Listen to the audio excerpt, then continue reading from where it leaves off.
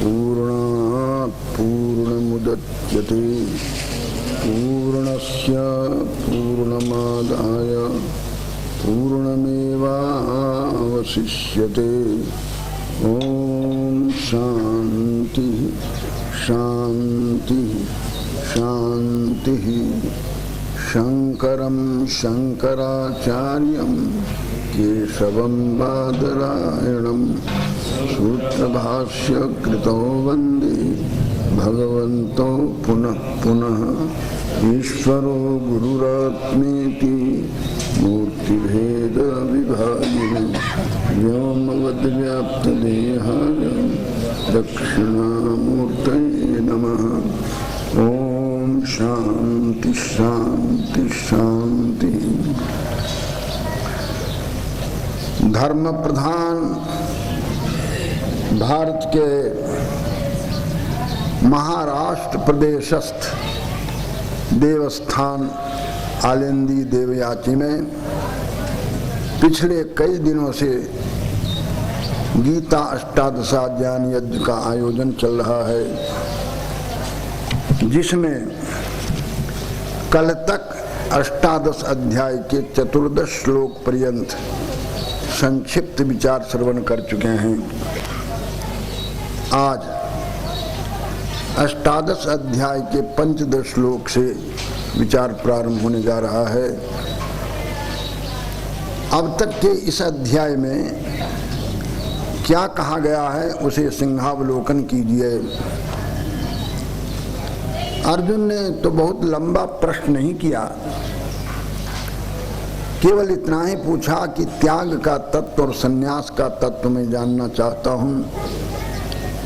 और अर्जुन के इस प्रश्न को दो न मान करके एक ही माना भगवान श्री कृष्ण ने कि संन्यास और त्याग का समान अर्थ है, दोनों पर्याय हैं। पर इसका तत्व मेरे मत से तुम सुन लो। निश्चयं शृणुमे तत्र त्यागे भरत सत्तमा। त्याग के संबंध में मेरा निश्चित मत सुन लो।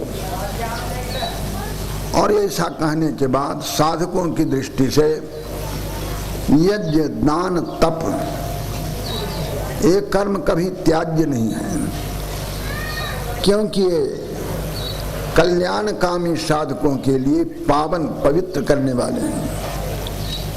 और यदि कोई मोहवश त्यागता हो तो वह त्याग उसका तामस त्याग माना जाएगा। कायक क्लेश के भय से त्यागता हो तो राजस त्याग।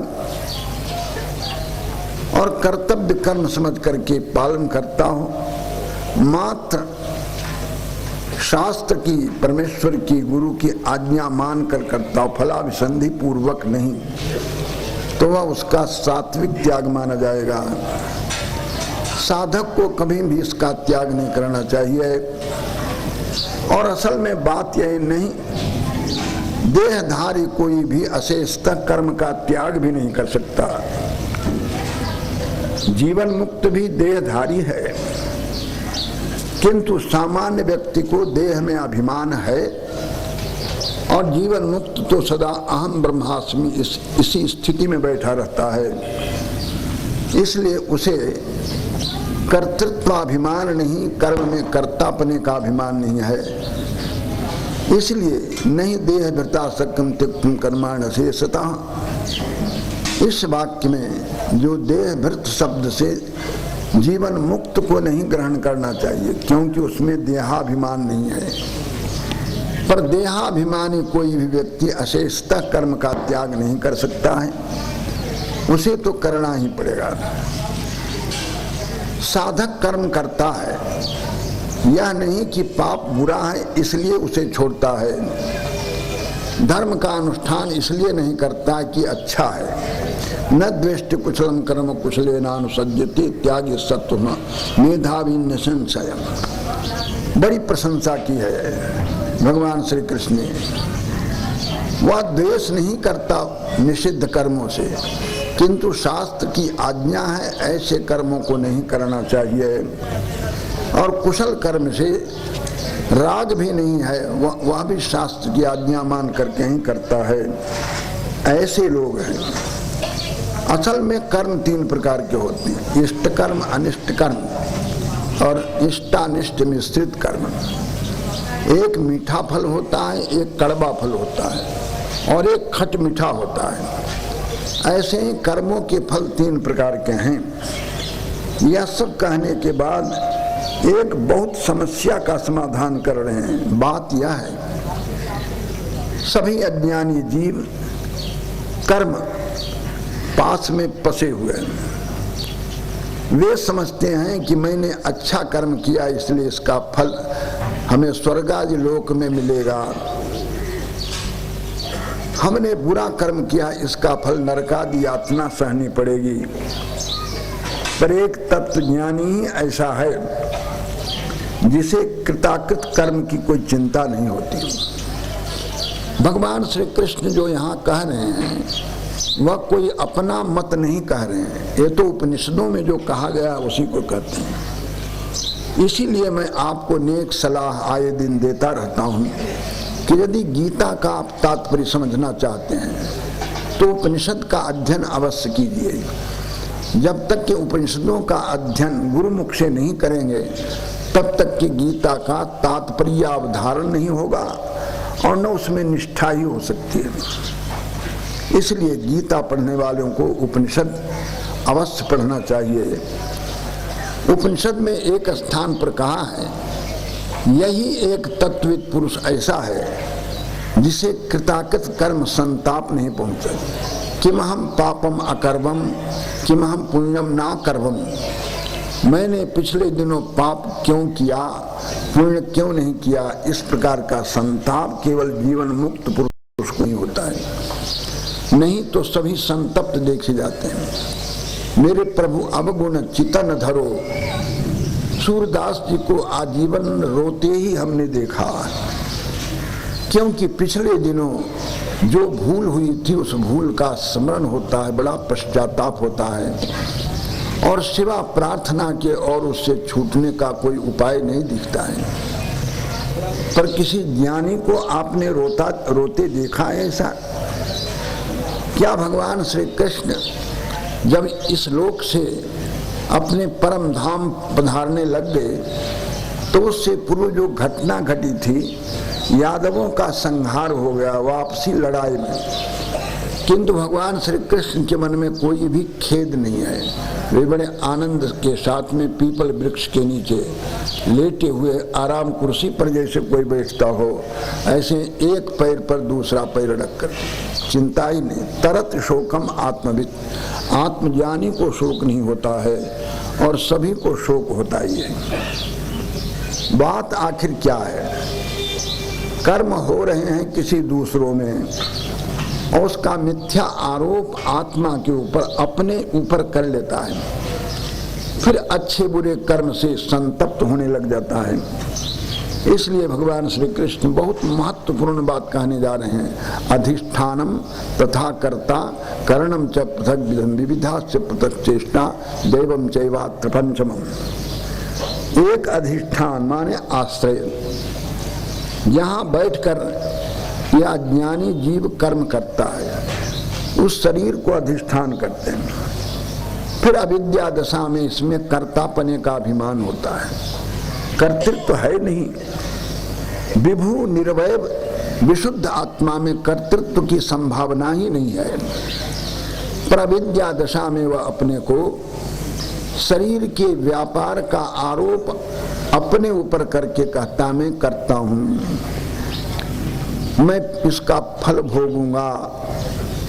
तो दूसरा कर्म का हेतु है कर्ता और तीसरा करण, कुछ बाह्य करण कुछ आभ्यंतर करण। चक्षुरादि बाह्य करण है और अंतःकरण आभ्यंतर करण है और इनकी पृथक पृथक चेष्टा, पृथक विधम विविधाश्च पृथक चेष्टा। सभी इंद्रियों की चेष्टा एक जैसी नहीं है। नित्य जहां रूप और रूपवत द्रव्य के पास जाकर उसका रस लेता है, श्रुत जहां शब्द है और शब्द का आश्रय है वहां पहुंच करके उसका रसास्वादन करता है, पर घ्राण और रसना ऐसी नहीं है। घ्राण इंद्रियां सदा अपने गोलक में ही रहती है और सुगंध पुष्प को वहां तक पहुंचाना पड़ता है हाथ से लेकर के, अथवा वायु के द्वारा पुष्प की गंध जब नासिका के पास पहुंचती है तभी नासिका सुगंध दुर्गंध को जान पाती है। यही स्थिति रसना की भी है। रसना चाहे तो हलवाई की दुकान में पड़े हुए मिठाई का रस ले ले, ऐसा नहीं हो सकता है। जैसे दूर से आप रूप को देखते हैं और उसकी अच्छे बुरी की आलोचना करने लग जाते हैं, रसन इंद्रियां ऐसी नहीं है। वह दूर से मिठाई, हलवाई की मिठाई को नहीं, रस नहीं ले सकता। वो तो रसना तक की, जिह्वा तक उसको उठा करके पहुंचाना पड़ता है। इसलिए इन इंद्रियों की चेष्टा पृथक चेष्टा, विविधा से पृथक चेष्टा। और पांचवा कारण है दैव, इनके सहायक दैव। अंधेरे में चाहे कितना चश्मा लगा करके देखिए, आंख फाड़ फाड़ करके देखिए, नहीं दिखेगा, क्योंकि नेत्र का सहायक आलोक है। आलोक से सहायता प्राप्त करके ही नेत्र अपने रूप को या रूपवत द्रव्य को देख सकता है, बिना आलोक की सहायता के नहीं देख सकता। ऐसे ही अन्य ज्ञान इंद्रियों की भी दशा है। जब तक उसका सहायक देव सहायता नहीं करेगा तब तक वह देख नहीं सकता है। वस्तु स्थिति तो यह है। यहां पर भूल क्या होती है? शरीर, इंद्रियां और मन से यह मनुष्य जो कुछ भी काम करता है ना, चाहे शास्त्र सम्मत हो या शास्त्र विरुद्ध हो। शास्त्र सम्मत को न्याय कहते हैं और शास्त्र निषिद्ध को तद विपरीत कहते हैं। न्याय व विपरीतम व पंचेते तस्य हेतुः। अभी पिछले श्लोक में जो 5 क्रिया के कर्म के कारण बतलाए गए हैं, ये 5 ही हैं। आत्मा इसमें कोई कारण नहीं है। आत्मा केवल प्रकाश देता है। सूर्य के प्रकाश में चाहे चोरी करता हो, चाहे ज्ञानेश्वरी गीता पढ़ता हो या और किसी शुभ कर्म को करता हो, सूर्य को उससे कुछ लेना देना नहीं है। ठीक इसी प्रकार से सच्चिदानंद घन परमात्मा जो सबके हृदय में आत्म रूप से बैठा हुआ है, शरीर के व्यापार से उसे कुछ लेना देना नहीं है, किंतु अविद्या गृहीत या जीव अपने वास्तविक स्वरूप को, सच्चिदानंद घन ब्रह्म को, अहम ब्रह्मास्मि, इस स्वरूप को जानता नहीं है। इसीलिए इन 5 के द्वारा किए गए क्रिया का आरोप अपने ऊपर कर लेता है। हमें ऐसे स्थल पर संभल जाना है। हम यदि गीता अध्यायी हैं, शंकर भाष्य ज्ञानेश्वरी का अनुष्ठान आए दिन हम करते रहते हैं, तो इस श्लोक पर बहुत गहरा से चिंतन आपको करना चाहिए। भगवान श्री कृष्ण कहते हैं, तत्रैवं सतिकर्तारमात्मानं केवलम तुय्यः पश्यत्यकृत बुद्धित्वान् न स पश्यति दुर्मति। महापुरुषों के मुख से इतनी बड़ी गाली निकल जावे तो उसको कुछ कम नहीं समझना चाहिए, बहुत है। उन्होंने अकृत बुद्धित्वात् दुर्मति ही, ऐसे कठोर 2 शब्द का प्रयोग भगवान श्री कृष्ण ने किया है। और इतने पर भी यदि अज्ञानी जीव चेतता नहीं हो, अपनी भूल को सुधारता नहीं हो, तो उसको और क्या कहा जाए? क्या डंडा मार मार करके उसको समझाएंगे? जब अकृत बुद्धि कहा, दुर्मति कहा, तब भी उसे होश नहीं आ रहा है। पर किसके लिए अकृत बुद्धि और दुर्मति कहा है? जो शुद्ध आत्मा को कर्ता मानता है। क्रिया इनके द्वारा हो रही है। अधिष्ठानम तथा कर्ता करणम च पृथक विधम विविधाश्च पृथक चेष्टा देवं चैव। शरीर, कर्ता, करण, विविध प्रकार के कर्ण और सभी इंद्रियों की पृथक पृथक चेष्टा व्यापार और इनके सहायक देव। इन सब से सभी व्यापार हो रहे हैं, चाहे शास्त्र सम्मत हो या शास्त्र विरुद्ध हो। इसमें विशुद्ध आत्मा तो सूर्य के समान केवल प्रकाश स्वरूप है। हाँ, इतनी बात जरूर है कि सूर्य प्रकाश के बिना अंधेरे में कोई भी व्यक्ति कुछ कर नहीं सकता। ऐसे सच्चिदानंद घन परमात्मा के प्रकाश में सभी ये पांचों मिलकर के कुछ काम करते हैं, बिना उसके प्रकाश के कर नहीं सकते हैं। यह सर्वथा सत्य है। किंतु तत्रैवं सति कर्तारमात्मानं केवलम, यह केवल आत्मा को, शुद्ध आत्मा को जो कर्ता मानता है, उसके प्रति आक्रोश भगवान श्री कृष्ण प्रकट कर रहे हैं। पश्यति अकृत बुद्धित्वाद। शुद्ध आत्मा को जो कर्ता माना है वो अकृत बुद्धि, असंस्कृत बुद्धि। अकृत बुद्धि माने असंस्कृत बुद्धि। उसकी बुद्धि मलिन है, उसमें मल है, विक्षेप है, आवरण है। इसीलिए आत्मा के ऊपर कर्तापने का आरोप कर रहा है। इसीलिए वह दुर्मति है, दुष्ट बुद्धि है। उसकी बुद्धि बहुत बिगड़ी हुई है और इस बुद्धि को संभालने के लिए सत्पुरुषों का समागम और शास्त्र का अध्ययन, परमेश्वर की उपासना प्रार्थना उसे करनी ही पड़ेगी। तभी काल पाकर काले नात्मनि विंदति, समय पाकर के अपने अंतःकरण में ही उस आत्मा का साक्षात्कार कर सकेगा। दुर्मति, इस 15वें श्लोक में दुर्मति व्यक्ति का चित्त खींचा गया है। ऐसा व्यक्ति दुर्मति है, अकृत बुद्धि है। जब पांचों के द्वारा कर्म हो रहे हैं, इतने पर भी गीता के अध्यायी, गीता पढ़ने वाले, जिनके हाथ में अब तक के गीता नहीं आई, ज्ञानेश्वरी या शांकर भाष्य गीता, वह यदि ऐसी भूल कर रहा हो तो उतना बुरा नहीं है। पर जो आए दिन ज्ञानेश्वरी का पारायण करते हैं, पाठ करते हैं, स्वाध्याय करते हैं, शांकर भाष्य पढ़ते हैं, इसके बाद भी आत्मा को कर्ता माने बैठे हैं, अकृत बुद्धित्वात्, मलिनांतःकरण वाले हैं और दुर्मति हैं, दुष्ट बुद्धि वाले हैं। भगवान श्री कृष्ण बहुत झिझला कर ऐसे व्यक्ति को दो बम पाठ कर रहे हैं, गाली दे रहे हैं और इसके बाद एक ऐसे पुरुष का चित्र आपके सामने प्रस्तुत कर रहे हैं जिसको सुमति कहेंगे, दुर्मति नहीं। उसकी भूरिशा प्रशंसा, यस्य नाहं कृतो भाव बुद्धि यस्य निलिप्यते हत्वापि सैमान लोकान् न हन्ति न निबध्यते। जिसका अहंकार मिट चुका है और जिसकी बुद्धि भोगों में लिप्त नहीं होती है। लोग जिसे अनुकूल प्रतिकूल कहते हैं ना, ऐसे कोई भी भोग आवे तो न वो हर्षित होता है न विषन्न होता है। हत्वापि सैमाम लोकान, वह कदाचित इन सभी लोगों को मार भी डाले तो भी न उसके पाप से बनता है और न कर्म करने वाला ही माना जाता है। यस्य नाहं कृतो भावे, ये सामान्य चित्र नहीं है, ये देहातीत जीवन मुक्त महापुरुष का लक्षण है। और यह लक्षण परमात्मा में तो घटता ही है, परमात्मा को प्राप्त महापुरुषों में भी घटता है। यस्य नाहं कृतो भावः, जिसका शरीर से होने वाले क्रिया में अहम भाव नहीं है और इसीलिए बुद्धि यच्च न लिप्यते, कोई भी शुभाशुभ इष्टानिष्ट कर्म फल में आसक्त नहीं होती जिसकी बुद्धि। सैमान लोकान् न हन्ति, वह इन लोगों को हत्वापि सैमान लोकान् न हन्ति न निबध्यते, इन सारे लोगों को मार कर भी न मारने वाला बनता है न उसके पाप से ही बनता है।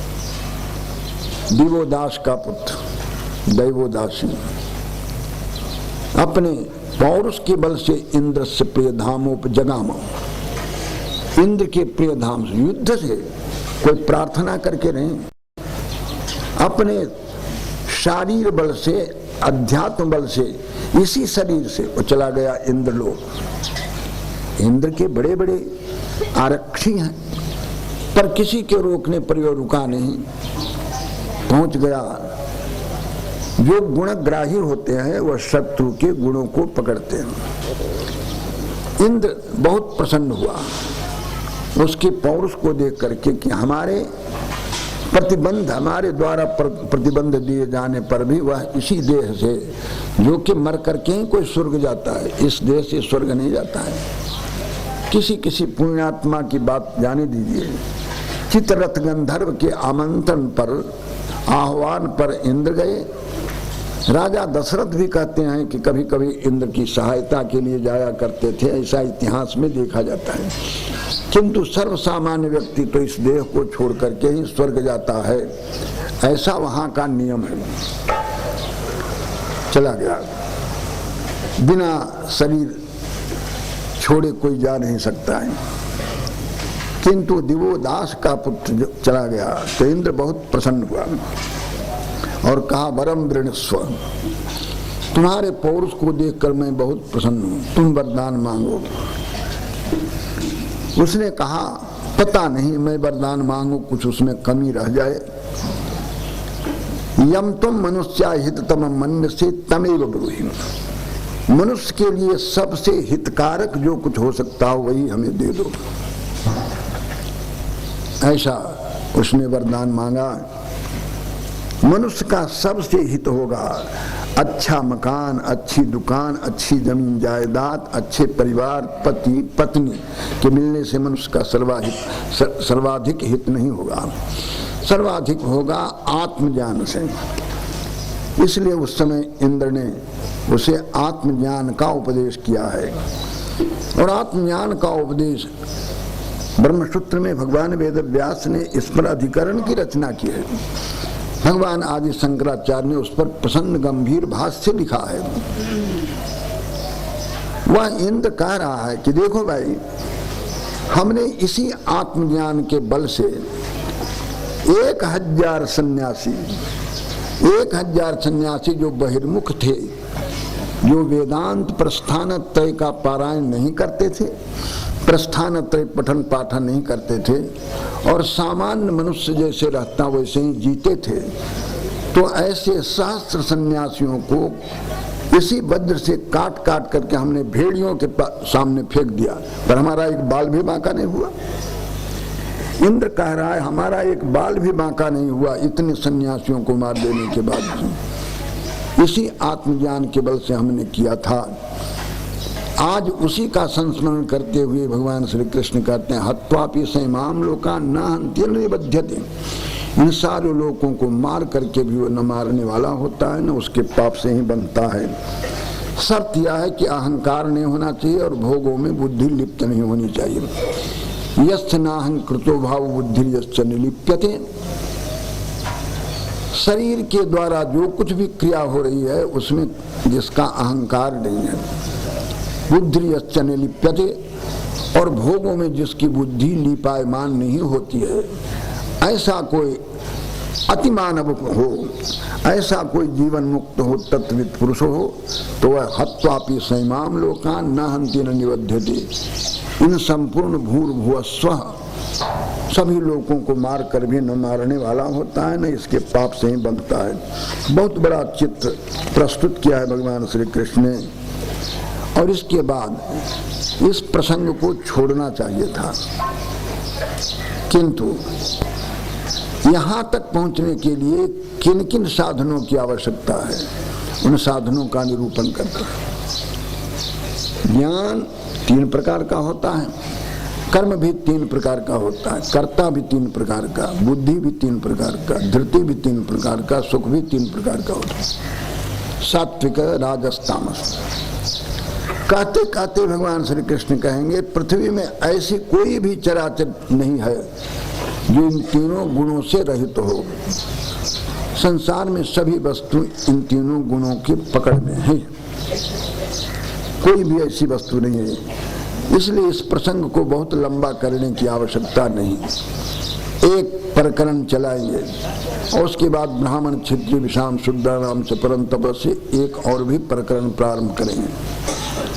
आखिर यह प्रकरण जो 18वें श्लोक से प्रारंभ हो रहा है, किस लिए यह प्रश्न हो, तो यही उत्तर आएगा कि सात्विक ज्ञान, सात्विक कर्म, सात्विक कर्ता, सात्विक बुद्धि, सात्विक धृति और सात्विक सुख, यह तत्व ज्ञान के सहायक हैं। इनका संग्रह करो। और राजस तामस, चाहे ज्ञान हो, कर्म हो, कर्ता हो, बुद्धि, धृति या सुख हो, उन सब का परित्याग करो। सात्विक बुद्धि, सात्विक ज्ञान, सात्विक कर्म, सात्विक कर्ता, सात्विक बुद्धि, सात्विक धृति और सात्विक सुख आत्मज्ञान के उपयोगी है। साधक को इन्हें संग्रह करना चाहिए। और आत्मज्ञान के विरोधी राजस तामस है, उनका परित्याग कीजिए। इसीलिए यह प्रकरण प्रारंभ किया है। वह संकेत मात्र है।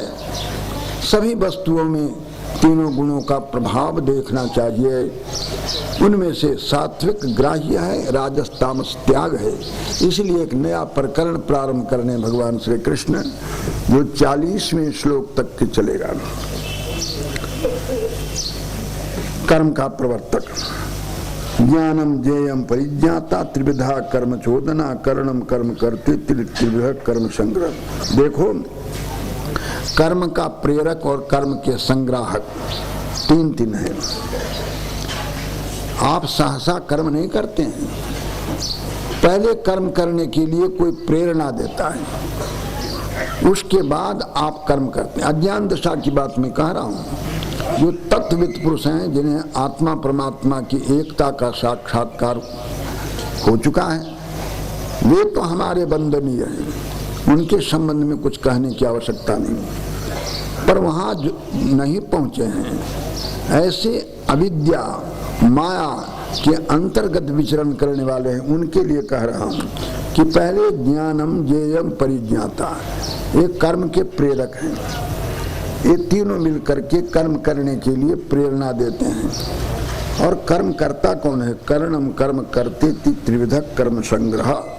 ये तीनों कर्म के संग्रह हैं। इनकी सहायता से अच्छे बुरे कर्मों का अनुष्ठान होता है। पर पहले ज्ञानम ज्ञेयम परिज्ञाता त्रिविधा कर्म चोदना। ज्ञान, ज्ञेय और परिज्ञाता माने ज्ञाता, ये तीनों मिलकर के कर्म चोदना, कर्म के प्रेरक हैं। ये तीनों मिलकर के कर्म करने के लिए प्रेरणा देते हैं। एक ज्ञान माने बुद्धि, किसी वस्तु को जानना, और दूसरा ज्ञेय, जिस वस्तु को जानेंगे वो ज्ञेय कहलाता है। और ज्ञान को ज्ञान कहते हैं। और परिज्ञाता माने जानने वाला, ज्ञाता। ये तीनों जब अपना काम कर चुकते हैं, तब आगे कर्म प्रारंभ होता है। कर्म प्रारंभ होने से पहले ये तीनों अपना अपना रिपोर्ट दे देंगे। एकदम इष्टम इदम अनिष्टम, जैसा विवरण दे देंगे तभी आगे कर्ता कर्म कर सकेगा। कर्म का संग्रह करने वाला है करणम कर्म करते थी। चक्षुरादि करण, कर्म माने व्यापार, चाहे अच्छा हो चाहे बुरा हो, और कर्ता माने उसका करने वाला। ये तीनों मिलकर के कर्म का संग्रह करते हैं। ज्ञानम ज्ञेयम परिज्ञाता, एक कर्म के प्रेरक हैं। देखो, मैं बार बार कहता हूं, गीता चाहे ज्ञानेश्वरी हो चाहे शांकर भाष्य हो, पारायण करके आप अपने को कृत मत मानिए।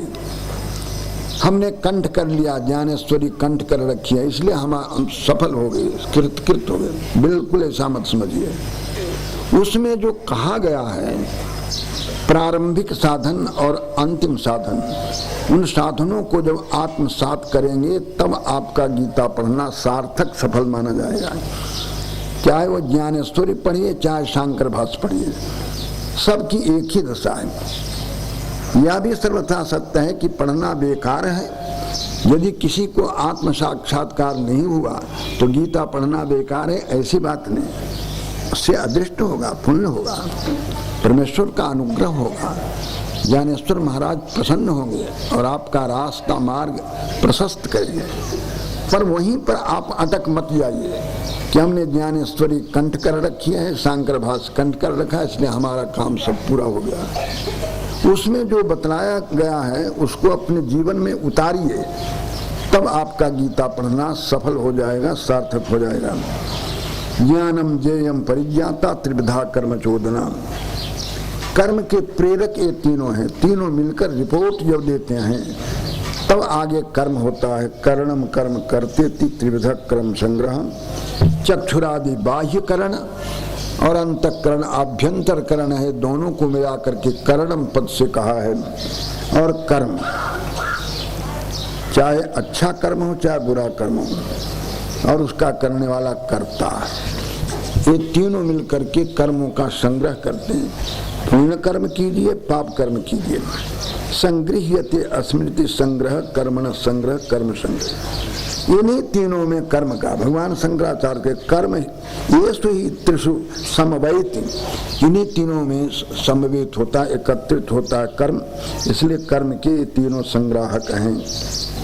क्रियाकारक फल, ये सब के सब गुणों के भेद से तीन तीन प्रकार के हैं। सात्विक ग्राह्य है और राजस तामस त्याग है, कल्याणकामी के लिए। जो चाहता है इसी जीवन में आत्म कल्याण चाहता है, ये अंतिम बार, इस बार आना हुआ सो हुआ, इसके बाद फिर आना नहीं है। यदि ऐसे पर तत्व को आप प्राप्त करना चाहते हैं तो सात्विक ज्ञान, सात्विक कर्म, सात्विक कर्ता, सात्विक बुद्धि, सात्विक धृति, सात्विक सुख को संग्रह कीजिए और राजस तामस का परित्याग कीजिए।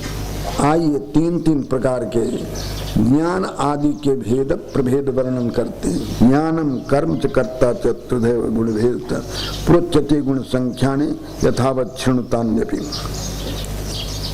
ज्ञान, कर्म और कर्ता, गुणों के भेद से तीन तीन प्रकार के हैं। ये कहाँ गया, कहाँ कहा गया है? गुण संख्याने, गुणों के संख्यान परिगणन चिंतन करने वाला जो शास्त्र है, वो चाहे कापिल सांख्य हो चाहे वेदांत हो, उन सबको गुण संख्यान शास्त्र कहते हैं। गुण संख्यान शास्त्र में कहा गया है यथावत, वही मैं बतलाने जा रहा हूँ अर्जुन। श्रुण, तुम सावधानी के साथ सुनो।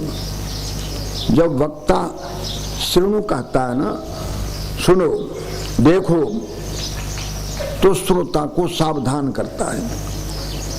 उसका चित्त कहीं अनवधान न हो, चंचल न हो, इधर उधर नहीं भागा हो, वो सावधानी के साथ हमारी बात सुने और निश्चय करे। इसके लिए श्रृणु शब्द का प्रयोग होता है। नहीं तो सुनने के लिए तो अर्जुन उत्सुक हैं, उन्होंने प्रार्थना की है और अर्जुन की प्रार्थना पर ही भगवान श्री कृष्ण गीता का उपदेश कर रहे हैं।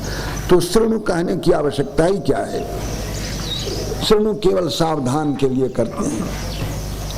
आज के श्रोता कहीं असावधान न हो, वे भी सावधान हो जाएं, सजग हो जाएं, इसके लिए कहते हैं। तीन प्रकार का गुणों के भेद से तीन प्रकार का ज्ञान, गुणों के भेद से तीन प्रकार का कर्म और गुणों के भेद से तीन प्रकार का कर्ता। गुण संख्याने प्रोच्यते, गुण संख्यान शास्त्र में, कापिल सांख्य में और वेदांत शास्त्र में कहे गए। यथावत शृणु, ठीक ठीक तुम मुझसे सुनो। तान्यपि यथावत शृणु, मैं तुम अच्छी प्रकार से सुन लो। सबसे पहले ज्ञान, यदि इस श्लोक में कहे हुए ज्ञान का स्वरूप आपने समझ लिया, कृत हो गया। ब्रह्म ज्ञान ही सात्विक ज्ञान है, जिसे भगवान श्री कृष्ण कह रहे हैं 20वें श्लोक से, सर्वभूतेषु येनैकं भावम् अव्ययम् ईक्षते अविभक्तं विभक्तेषु तज्ज्ञानं विद्धि सात्विकम्। उस ज्ञान को सात्विक समझो। विभक्तेषु सर्वभूतेषु, ये सभी भूत प्राणी विभक्त हैं। मनुष्य ही कितने अरब हैं कहा गया है। यद्यपि मनुष्य की संख्या अभी तक के ठीक ठीक नहीं आकी गई है और न आंक सकते। यहाँ मनुष्य की संख्या भी ठीक ठीक नहीं कह सकते, नहीं आंक सकते हैं, वहाँ पशु पक्षी कीट पतंग आदि के विषय में तो कहना ही क्या है। पर सभी भूत, सभी में है, चेतना है। हजारों चींटियां, कहीं मीठा हो, गुड़ हो, चीनी हो तो लिपट जाती है। और वो छोड़ना नहीं चाहती। कई बार तो मर जाए तब भी वो मुख में गुड़ को लिए रहती है। चेतन, उसमें चेतन है। हजारों मक्खियों में चेतन है, सभी प्राणियों में चेतन है। चेतन के बिना ये सब नहीं हो सकते। प्रश्न यह है कि सर्वभूतेषु विभक्तेषु अविभक्तम एकम अव्ययम भाव, पर उसके अंदर एक अविभक्त अव्यय भाव पदार्थ है। उसको जिस ज्ञान से आप जान सकते हो, देख सकते हो। विभक्त प्राणियों को मत देखो, किंतु विभक्त सर्वेषु भूतेषु अविभक्तम एकम अव्ययम इक्षते जैन ज्ञानेन तज्ज्ञानम सात्विकम स्मृतम, उस ज्ञान को सात्विक कहा है। प्राणी विभक्त हैं, शरीर सब अलग अलग है, शरीर के यंत्र भी अलग अलग है, और उस यंत्र के सहारे एक आवरण है जो उस प्राणी को अपने स्वरूप का बोध नहीं होने दे रहा है। वह अविद्या, अज्ञान भी अलग अलग है। किसी का ज्ञान नष्ट होगा, किसी का ज्ञान नष्ट नहीं होगा। जिसे वेदांत का ज्ञान होगा उसका ज्ञान तो नष्ट हो जाएगा और उसे सर्वत्र एक अव्यय तत्व दिखाई पड़ेगा, पर शेष तो बेचारे अंधेरे में ही पड़े हुए हैं। तो विभक्तेषु सर्वेषु भूतेषु एकम अविभक्तम अव्ययम भावम, एक अविभक्त अव्यय भाव है। आने ब्रह्म, सीधी सीधी बात है कि ब्रह्म, विभक्त सभी प्राणियों में एक अविभक्त ब्रह्म है। उस ब्रह्म को जिसके सहारे जाना जाए, जिसके द्वारा जाना जाए, उस ज्ञान को सात्विक ज्ञान कहते हैं। बस आपको गीता पढ़ने के बाद इसी सात्विक ज्ञान का संग्रह करना है, सात्विक ज्ञान को अपनाना है। एक बार यदि ये हृदय में उदय हो जाए तो इसको कभी हाथ से जाने मत दीजिए। अबलो नशानी नांद अब न नशयो, अब तक के जो भूल हो गई, अब नहीं, बस अंतिम है। इस ज्ञान को आप पकड़िए, इसी को सात्विकम कहते हैं। तद्विद्धि सात्विकम ज्ञानम, उसे तुम सात्विक ज्ञान समझो। सर्वभूतेषु, ब्रह्मा से लेकर के स्थावर पर्यंत 84 लाख योनियों में जितने भूत हैं, जितने प्राणी हैं, सब हैं विभक्त, अलग अलग है। किसी को कुछ अच्छा लगता है, किसी को कुछ अच्छा लगता है। तो विभक्त भूतों में एक अविभक्त तत्व है जिसको हम परमात्मा कहते हैं। नाम तो परमात्मा नहीं लिया, पर संकेत जो कुछ भी भगवान श्री कृष्ण ने किया है उसका अर्थ ब्रह्म ही होता है। सर्वभूतेषु विभक्तेषु एकम अविभक्तम अव्ययम भावम येन ज्ञानेन इक्षते तज्ज्ञानम सात्विकम विद्धि, उस ज्ञान को तुम सात्विक ज्ञान जानो। उपाधियों की ओर जिसकी दृष्टि नहीं है, किंतु उसमें जो प्रकाशमान क्षेत्रज्ञ है, जिसे क्षेत्रज्ञ के नाम से 13 अध्याय में 13वें अध्याय में कहा था भगवान श्री कृष्ण ने, उसी को अव्यय भाव पद से कह रहे हैं। एक अव्यय भाव, अद्वय एक अव्यय भाव है। उसको जो देखता है, जिस ज्ञान से देख सकता हो, वह ज्ञान सात्विक ज्ञान है। उस ज्ञान को यदि एक बार उदय हो जावे अंतःकरण में, तो उसको कभी विसारिए मत, सदा उसको अपनाए रखिए। शरीर छूटने का प्रसंग आएगा, वो तो छूटना ही है, शरीर छूटना ही है। और ऐसे पुरुष शरीर छूटते समय भी उनके मुख के ऊपर मुस्कुराहट रहती है, हंसी रहेगी, उनका कभी चेहरा म्लान नहीं होगा। क्यों? जीवन क्या है? जीवन केवल एक वेगार भरना है। जगने से लेकर के पुनः रात्रि सोने तक आप वेगार ही तो भरते रहते हैं, जिसको जीवन कहते हैं। कभी धोबी का काम, कभी मोची का काम, कभी नाई का काम, यही तो आपका काम है। कभी भंगी का काम। ये ठीक है, दूसरे की टट्टी आप साफ नहीं करते हैं, पर अपनी टट्टी तो साफ करते हैं ना, तो भंगी का ही तो काम है, और सभी यही करते हैं। तो इसी को आप जीवन कहते हो। ये वह जीवन आज शांत हो रहा, समाप्त हो रहा है। इसमें तत्वज्ञानी क्यों पश्चाताप करेगा? कभी शोक का प्रश्न ही नहीं होता है। इसलिए ज्ञानियों के हृदय में कभी शोक नहीं होता शरीर छूटने पर। क्योंकि विभक्तेषु सर्वभूतेषु एकम अविभक्तम अव्ययम भावम येन ज्ञानेन ईक्षते तज्ज्ञानम सात्विकम। वह ज्ञान सात्विक ज्ञान है, ब्रह्म ज्ञान सात्विक ज्ञान है। दूसरा जीव ज्ञान राजस ज्ञान है। पृथक्त्वेन तु यज्ञानम नाना भावान पृथक विधान वेत्ति सर्वेषु भूतेषु तज्ज्ञानम विद्धि राजसम। सर्वेषु भूतेषु पृथक्त्वेन नाना भावान पृथक विधान यज्ञानम वेत्ति तज्ज्ञानम राजसम विद्धि। उस ज्ञान को राजस समझो। सर्वेषु भूतेषु पृथक्त्वेन, सभी जीव अलग अलग हैं। किसी को कुछ अच्छा लगता है, किसी को कुछ अच्छा लगता है, किसी को लहसुन अच्छा लगता है, किसी को प्याज अच्छा लगता है। और कुछ लोग लहसुन प्याज दोनों से घृणा करते हैं कि दुर्गंधी तो है ना। ये लहसुन प्याज खाने वाले सर्दी के दिन में जिस कमरे में सोए ना, दरवाजा जंगला से बंद करके सोएंगे, और प्रातः काल कभी उस कमरे में आप चले जाइए सहसा बाहर से, तो आपको उल्टी होने लग जाएगी। पर धन्य है कि ऐसी गंदी चीज को भी लोग खाते हैं, बड़े प्यार के साथ खाते हैं। लहसुन को भी खाते हैं, प्याज को भी खाते हैं। मछली खाने वालों की तो बात ही क्या कहना। जो मछली खाने वाले हैं उनका तो यह कहना है कि जब तक कि मछली का तड़का न डाले सब्जी में, दाल में, तब तक तो उनका ग्रास ही नहीं उठता है। इतना प्यार है उनको मछली से। ऐसे ही यदि लहसुन प्याज से भी किसी को प्यार हो तो वो भी उसी कोटि में है। राजस तामस भोजन में कल ही बतलाया गया था कि वो तामस आहार है। पृथक्त्वेन तु यज्ञानम नाना भावान पृथक विधान वेत्ति सर्वेषु भूतेषु तज्ज्ञानम विद्धि राजसम। उस ज्ञान को राजस ज्ञानो। सर्वेषु भूतेषु पृथक्त्वेन नाना भावान पृथक विधान यज्ञानम वेत्ति। भगवान भाष्यकार कहते हैं यज्ञानों ने ये ज्ञानेन वेत्ति।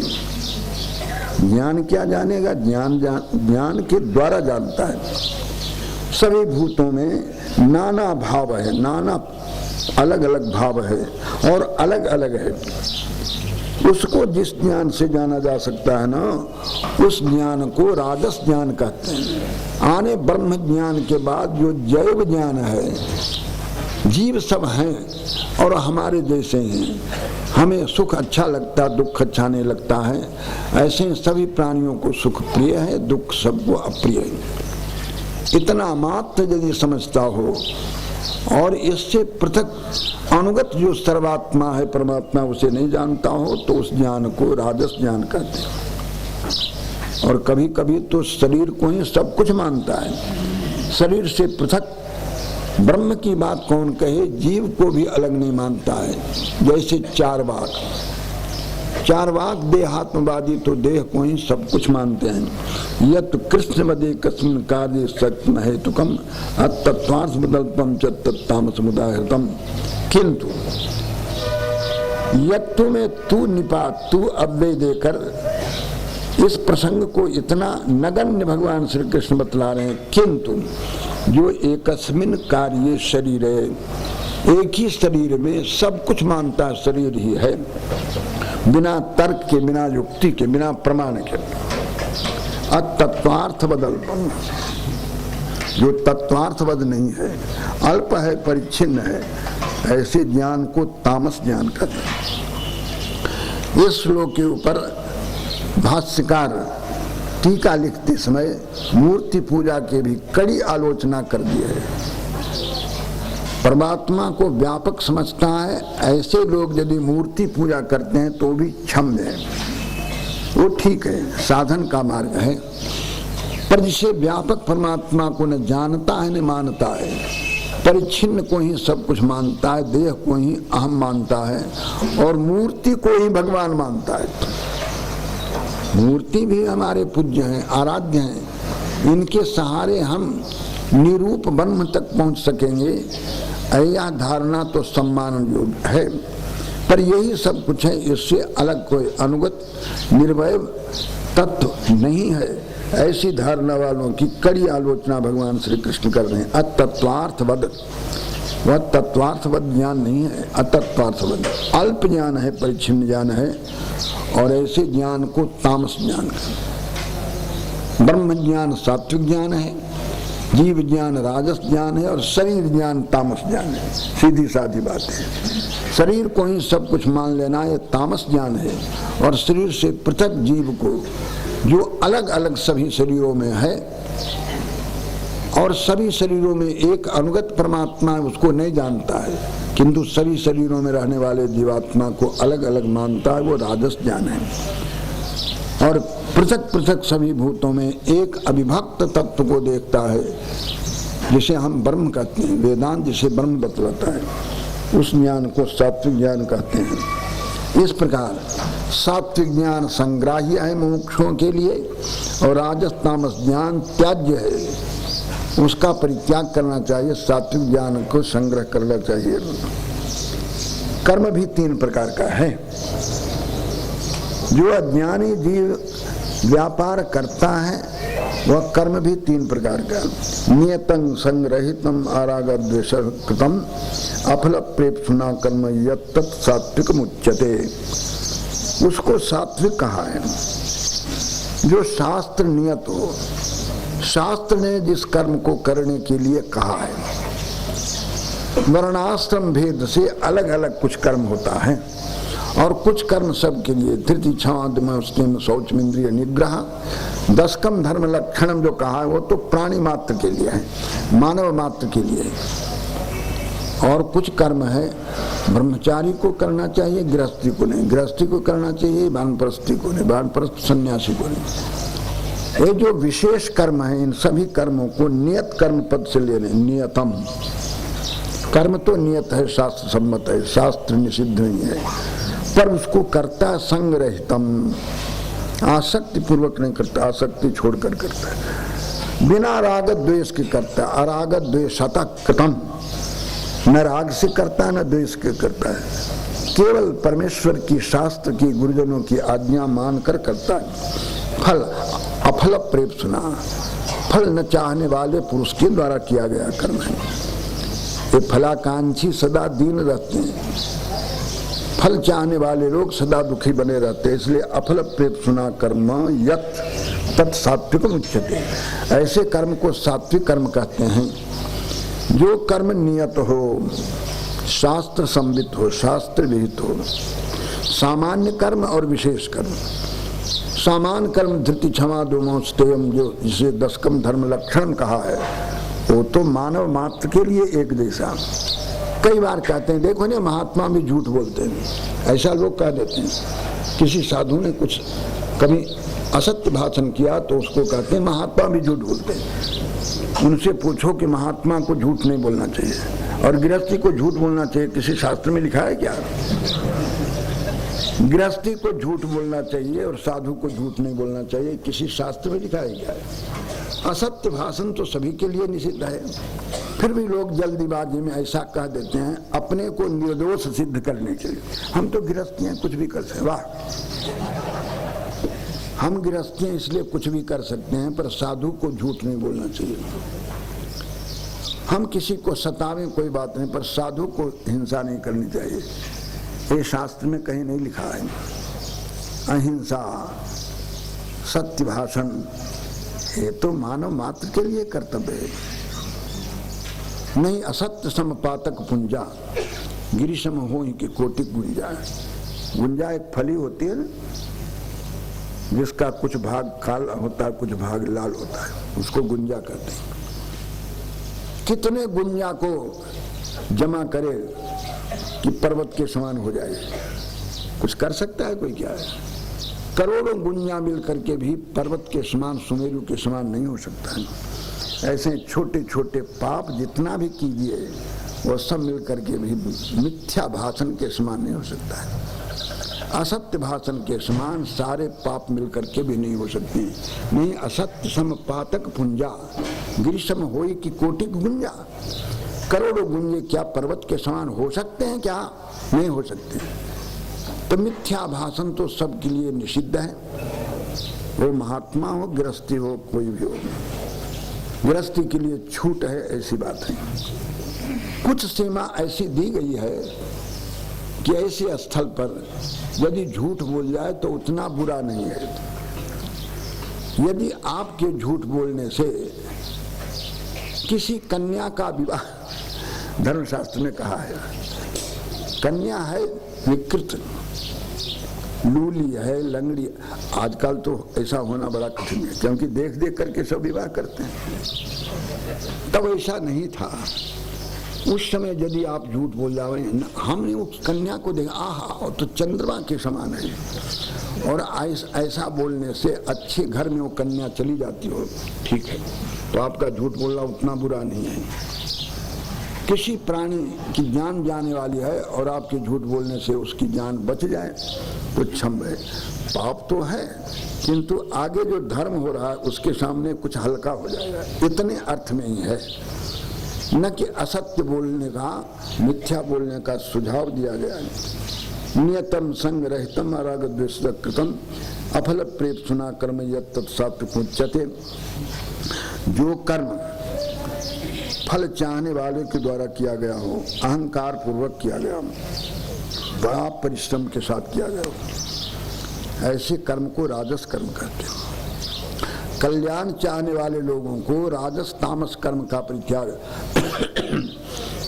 और सात्विक कर्म का संग्रह करना चाहिए। काम सुना फल सुना, भोग की इच्छा वाले लोग जो जिस कर्म को करते हैं अहंकार पूर्वक करते हैं, बहुल आयासम और बड़ा परिश्रम के साथ करते हैं, ऐसे कर्म को राजस कर्म कहा गया है।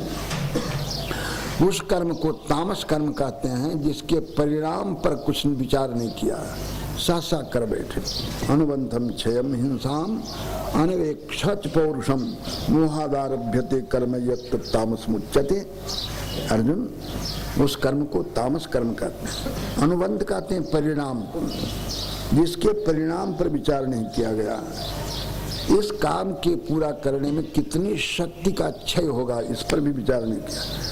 कितने लोगों की, कितने प्राणियों की जान जाएगी ये भी नहीं सोचा, और अपने पौरुष को भी नहीं मापा कि इस काम को करने की शक्ति क्षमता हम में है या नहीं। बिना पौरुष के विचार किए हुए ही मोहाद आरभ्यते कर्म यत्, अविवेक पूर्वक किसी कर्म को प्रारंभ कर दिया है तो ऐसे कर्म को तामस कर्म कहते हैं। अनुबंधम, अनुबंध कहते हैं परिणाम को। परिणाम क्या होगा इस बात पर विचार नहीं किया। इसमें कितनी शक्ति का, शारीर बुद्धि बल का क्षय होगा ये भी नहीं सोचा, कितनों की जान जाएगी ये भी नहीं सोचा, और पौरुष की भी अपेक्षा नहीं रखी। अनपेक्षित पौरुषम, हमारी शक्ति के अंदर की चीज है अथवा शक्ति से बाहर की चीज है, इस बात पर भी विचार नहीं किया। मोहात अविवेकतः, बिना समझे काम कर्म कर दिया है। तत्तामस मुदाहृतम, ऐसे कर्म को तामस कर्म कहते हैं। अर्जुन, राजस और तामस कर्म का परित्याग मुमुक्षु को कर देना चाहिए और सात्विक कर्म का ही अनुष्ठान करना चाहिए। जब तत्व का साक्षात्कार होगा तब तो उसमें कर्म भासेगा ही नहीं, जैसा कि पिछले हम कहे आए हैं।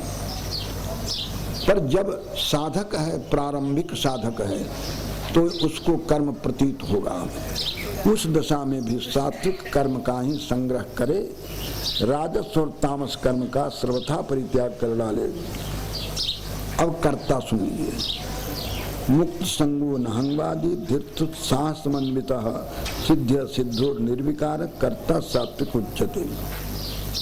जिसमें आसक्ति नहीं है, मुक्त संग, जो अहंकार का शब्द कभी नहीं बोलता है, अनहंगवादी। बहुत से लोगों को अहंकार पूर्वक बोलने का अभ्यास हो जाता है। मैंने कहा है, मैंने उसकी सहायता की है, हर बात में मैंने कहता रहता है। मुक्त संगो नहंगवादी। और कर्म करते समय जिस कर्ता में उत्साह और धैर्य, धृति उत्साह समन्विता, धैर्य भी है उत्साह भी है, धैर्य और उत्साह से समन्वित वो पुरुष है। काम पूरा हो गया फल मिल गया तो फल मिल जाने पर भी विकार होता है, हर्ष होता है, फूला नहीं समाता है। और सिद्धि नहीं हुई, काम बिगड़ गया, फल मिला नहीं तो रोने लग जाता है, उसके आंखों से आंसू छल छला आता है। सिद्ध सिद्धो निर्विकार करता सत्य। देखो ना, श्री राम जी ये नहीं चाहता कि अयोध्या का राज्याभिषेक हमें हो, कभी भी कोई चेष्टा नहीं, कोई भी ऐसा भाव व्यक्त नहीं किया है।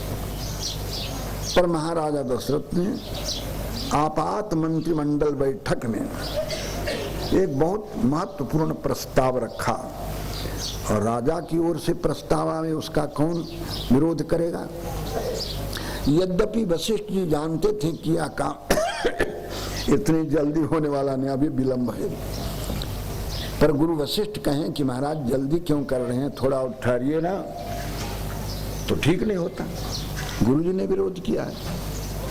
राजा चाहते थे, सभी लोग चाहते थे, किंतु गुरुजी ने विरोध कर दिया, इसलिए वशिष्ठ जी भी चुपचाप रहे। निर्विरोध प्रस्ताव पारित हो गया, और कल 10 बजे प्रातः पूर्वाह्न में युवराज पद पर राम को अभिषिक्त कर दिया जाए, यह प्रस्ताव निर्विरोध पास हुआ। राम जी के पास यह संदेह कुछ चलते फिरते लोगों ने दे दिया हो, ऐसे नहीं। गुरुदेव वशिष्ठ को कहा गया, आप राम को संदेश पहुंचाइए। बिना पूर्व सूचना के ही राम के निवास स्थान में वशिष्ठ जी यह संदेश लेकर के गया। उस समय राम ने क्या क्या कहा है, आपकी जैसे महाजनों का आना तो हमारे लिए मंगल कारक ही है। गुरुदेव कैसे पधारे, उन्होंने कहा कि राम करो सोई संयम आजू, जो विधि कुशल निभाए काजू। हे राम, आज संयम तुम रखो, कल तुम्हारा राज्याभिषेक हो। यदि विधाता इस काम को कर दे, क्या करें कि नहीं होने वाला। वशिष्ठ जी सूचना दे रहे हैं कि यह काम कल नहीं होगा, अभी 14 वर्ष की प्रतीक्षा करनी पड़ेगी। संकेत तो दे दिया, जो विधि कुशल निभाए काजू, शायद विधि कुशल पूर्वक इस काम को कर दे, पर होना नहीं है, होना नहीं है। इतने महत्वपूर्ण, फिर भी राम के मन में कोई प्रसन्नता नहीं, बल्कि राम के मन में थोड़ा खेद हुआ। क्यों हमारे छोटे भाई की अनुपस्थिति में विमल वंश या अनुचित एकु, अनुज विहाय बड़े ही अभिषेकु। छोटे भाइयों की पीठ पीछे हमारा राज्याभिषेक होने जा रहा है, इस वंश में एक अनुचित काम हो रहा है, उनकी उपस्थिति में होना चाहिए था। पर वो आज भरत और शत्रुघ्न ननिहाल में गए हुए हैं, कश्मीर गए हुए हैं, और उनकी अनुपस्थिति में हमारा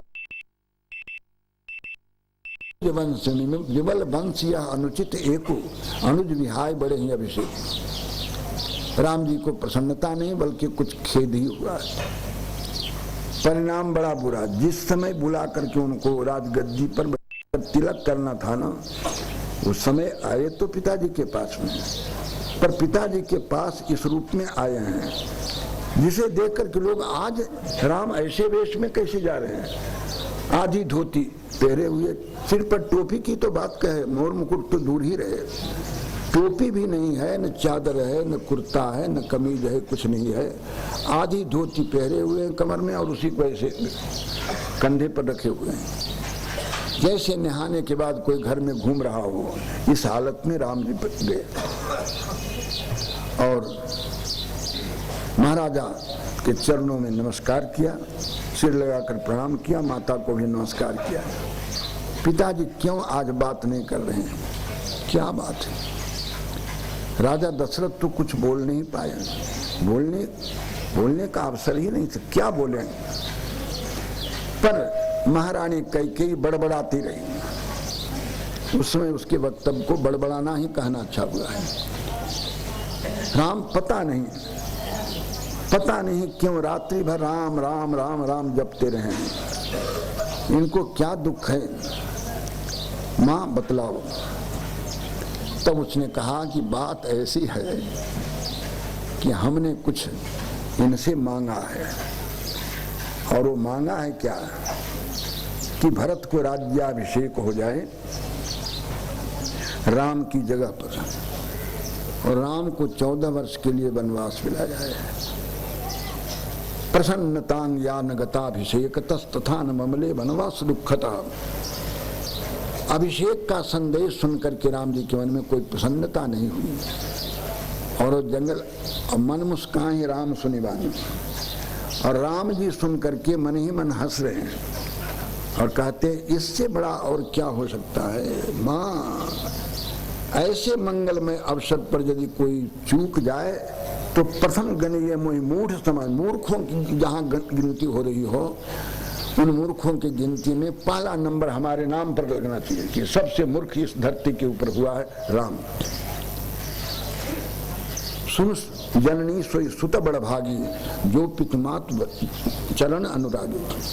तनय मात पोषणहारा, दुर्लभ जननी सकल संसारा। राम की जननी कौशल्या है, कैकेयी माता तो है, जननी नहीं है। माता से जननी का स्थान ऊंचा माना जाता है। जननी माने जिसकी कोख से पैदा हुआ हो उसको जननी कहते हैं।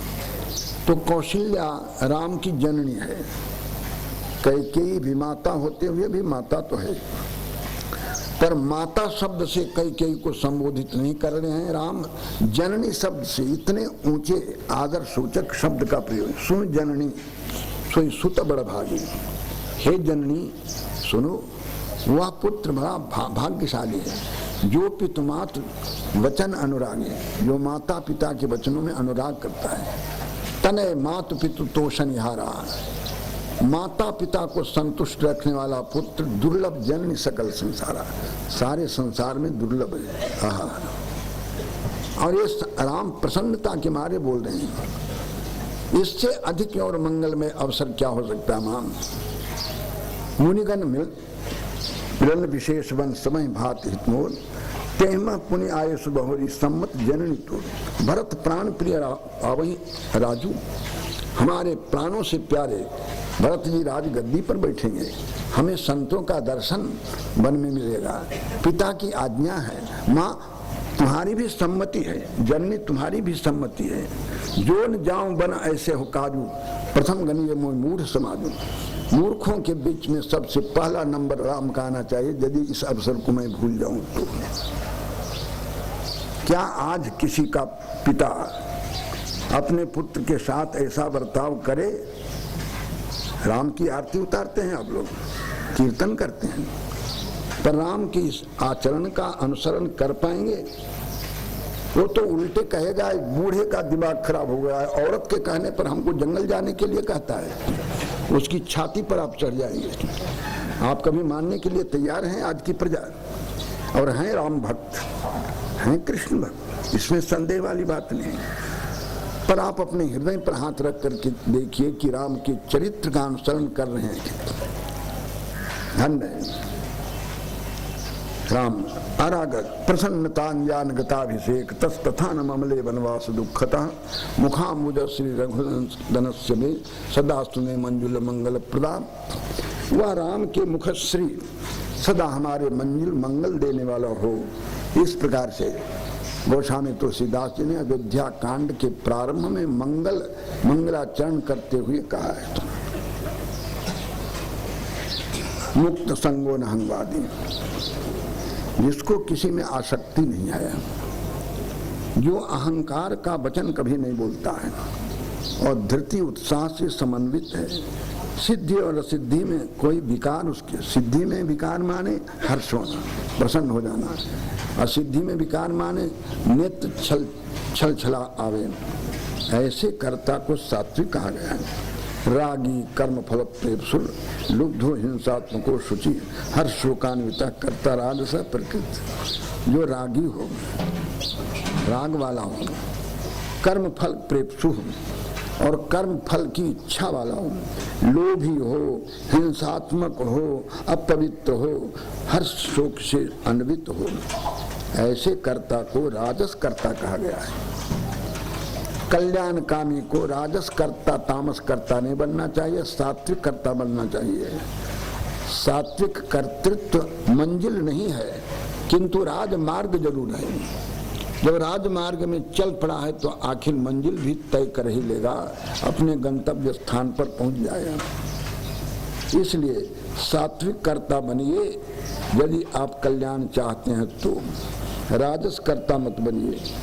राजस प्रकृतिता हर्ष शोकान्विता, जो हर्ष और शोक से अन्वित रहता हूँ, हिंसात्मक हो, दूसरों को पीड़ा पहुंचाने में हिचकिचाता नहीं हो, अशुचि हो, अपवित्र हो और कर्म फल प्रेप्सु हो, कर्म फल की इच्छा वाला हो, लोभी हो, रागी हो, ऐसे कर्ता को राजस कर्ता कहा गया है।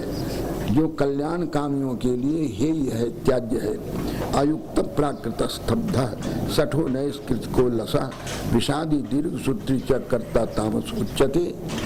उस कर्ता को तामस कहते। यो असमाहित हो, जिसका शरीर इंद्रियां प्राण मन बुद्धि समाहित न हो, प्राकृत हो, बिना संस्कार का हो, स्तब्ध हो, किसी के सामने जिसका सिर झुकता नहीं, शठ हो, जो दंड के समान किसी के सामने झुकता नहीं है। और शठ कहते हैं मायावी को, छली, छली के स्थान में शठ शब्द का प्रयोग। नैष्कृत कहा और दूसरे की जीविका का छेदन करने वाला हो, अलस और आलसी हो, विषाद से हर्ष में घिरा रहता हो, दीर्घ सूत्री हो, एक दिन का काम महीना में भी जाकर पूरा नहीं करता हो, ऐसे कर्ता को तामस कर्ता कहा गया है। कल्याण चाहने वाले साधकों को राजस और तामस कर्ता न बने, सात्विक कर्ता बने। इसलिए कर्ता भी तीन प्रकार का कहा गया है। ऐसे ही बुद्धेर भेदम धृतेश्चैव गुणतस्त्रिविधम शृणु प्रोच्यमानमशेषेण पृथक्त्वेन धनंजय। हे धनंजय, बुद्धि का भेद और धृति का भेद, गुणों के भेद से तीन तीन प्रकार का होता है। अशेषेण प्रोच्यमानम पृथक्त्वेन, मैं कुछ छिपाऊंगा नहीं और मिली जुली हुई बात भी नहीं कहूंगा, पृथक्त्वेन अलग अलग करके कहूंगा। बुद्धि के भी तीन भेद है, धृति के भी तीन भेद है। और तीन भेद बुद्धि और धृति में क्यों आया, कहते हैं गुणतः, जो गुणों के कारण से ही तीन भेद आया है। धैर्य में भी तीन भेद, बुद्धि में भी तीन भेद, और उसे मैं बिना कुछ छिपाए हुए ही अशेषेण प्रोच्यमानम, पूर्ण रूप से मैं कहूंगा, पृथक्त्वेन प्रोच्यमानम, मिला जुला करके नहीं, अलग अलग कहूंगा। जिसे कल्याणकामी साधक सात्विक धृति बुद्धि को ग्रहण करे, राजस तामस का परित्याग करे, ऐसा करने में उसे कोई भी क्लेश न हो, कोई विशेष सोचना न पड़े। इसलिए मैं कह रहा हूं, अच्छी बात। बुद्धि और धृति के तीन भेद कहलाते हैं। देखो, प्रवृत्ति गृहस्थ का मार्ग, निवृत्ति सन्यासी का मार्ग। क्या प्रवृत्ति है, क्या निवृत्ति है, क्या कर्तव्य है, क्या कर्तव्य है, क्या भय है, क्या अभय है, बंध किसे कहते हैं, मोक्ष किसे कहते हैं। इन सभी बातों को जो ठीक ठीक जानती हो उसको कहते हैं सात्विकी बुद्धि। प्रवृत्ति मार्ग को भी जानती हो, गृहस्थ के लिए क्या उचित कर्तव्य है इसको भी जानता हो, और निवृत्ति मार्ग को भी जानता हो, सन्यासी को क्या करना चाहिए यह भी जानता हो, क्या कर्तव्य है, क्या अकर्तव्य है, किस में भय है, किस में भय नहीं है, बंध का स्वरूप क्या है, मोक्ष का स्वरूप क्या है, बंधन का रास्ता क्या, मोक्ष का रास्ता क्या है। इन चारों बातों को यथावत जानती हो, ऐसी बुद्धि को सात्विकी बुद्धि कहते हैं। यदि ऐसी बुद्धि किसी साधक में हो तो राजमार्ग पर चल चुका है, और राजस तामस बुद्धि हो तो राजमार्ग से भटका हुआ है। उसे अपने गंतव्य स्थान पर पहुंचने की बात क्या कहते हो, अभी तो रास्ते में भी वो नहीं आया है। सात्विक बुद्धि वाला रास्ता में पहुंच चुका है, अब हो सकता है कुछ देर से पहुंचे, किंतु रास्ते में तो लग गया ना। किंतु राजस और तामस बुद्धि जिसकी है वो तो रास्ते में भी नहीं लगा है, मंजिल तक पहुंचने की तो बात ही दूर रही, वो तो अभी रास्ता भी नहीं पकड़ सका है, कहीं का कहीं घूम रहा है। इसलिए प्रवृत्ति निवृत्ति को जो जानता हो। बंध हेतु कर्म मार्ग और निवृत्ति का हेतु जो मोक्ष मार्ग है, संन्यास मार्ग है, इन दोनों को जानता हो। बंध मोक्ष, बंध और मोक्ष दोनों को समझता हो। भय और अभय को जानता हो। इन बातों को ठीक ठीक समझने वाली बुद्धि को सात्विकी बुद्धि कहते हैं। देखो, धृति बुद्धि दोनों पर्याय नहीं है। यदि दोनों पर्याय समानार्थक अभिष्ट होते तो ज्ञान के जब तीन भेद बता दिया तो पुनः बुद्धि के तीन भेद बतलाने की आवश्यकता ही नहीं।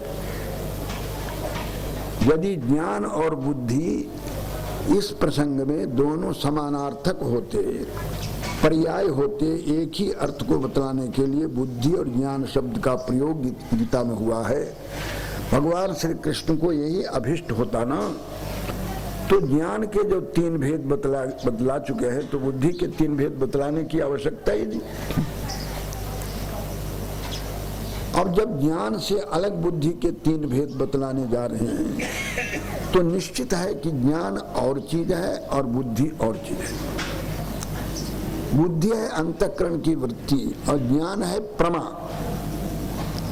प्रमा के लिए ज्ञान शब्द का प्रयोग किया है और अंतःकरण की वृत्ति विशेष के लिए बुद्धि शब्द। ऐसे तो धृति भी अंतःकरण की वृत्ति है।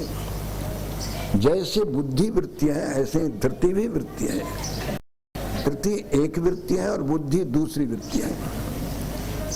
अतः ज्ञान और बुद्धि इन दोनों के तीन तीन भेद बतलाते समय भगवान श्री कृष्ण ने ज्ञान और बुद्धि को पर्याय नहीं माना है, समानार्थक नहीं माना है। यदि समानार्थक मानते होते तो ज्ञान के तीन भेद बतलाने के बाद अब बुद्धि के तीन भेद बतलाने की कोई आवश्यकता थी क्या? वो तो हो गई। जब ज्ञान के तीन भेद कह चुके हैं और उसी अर्थ वाला बुद्धि पद भी है तो बुद्धि के भी तीन भेद होते हैं। और जब कह रहे हैं बुद्धि की तीन भेद, धृति के तीन भेद, तो मानना पड़ेगा कि ज्ञान और चीज है और बुद्धि और चीज है। अब वो क्या है? तो अंतःकरण की वृत्ति को बुद्धि कहते हैं और प्रमा को ज्ञान कहते हैं। देखो,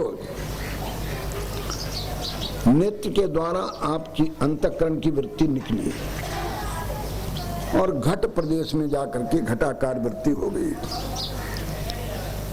तो घटाकार वृत्ति होने के बाद जो ज्ञान हुआ ने, घटा है ज्ञान, ये तो ज्ञान है। और घटाकार वृत्ति तो अंतःकरण की एक वृत्ति है। ऐसे ही बुद्धि शब्द से अंतःकरण की वृत्ति को कहा गया है और ज्ञान शब्द से प्रमा को कहा गया है, यथार्थ बोध को कहा गया है। प्रमा का तीन भेद पहले बतलाया था और अंतःकरण की वृत्ति विशेष जो बुद्धि है उसका तीन भेद अब बतला लिया है। पर इसे शंकराचार्य ने स्पष्ट किया है और कहते हैं धृति भी एक वृत्ति विशेष ही है। जैसे बुद्धि एक वृत्ति विशेष है, वस्तु को जानकारी देने वाली वृत्ति, ऐसे धृति भी एक वृत्ति विशेष है जो शरीर को पकड़ करके रखती है और किसी भी कार्य करने में साहस नहीं टूटता है। वह अंतःकरण की वृत्ति विशेष है। अर्जुन को महाभारत संग्राम में दोनों दलों में विभक्त अपने ही परिवारों को देख करके क्या दशा बनी थी, जिसे आप गीता प्रथमाध्याय में पढ़ते हैं। गांडीवम संस्थिते हस्ता त्वक्चैव न च शक्नुमि अवस्थातुं भ्रमति वच में निमित्तानि च पश्यामि विपरीतानि केषु न च श्रेयोन् पश्यामि। तो उसकी धृति बिगड़ गई थी।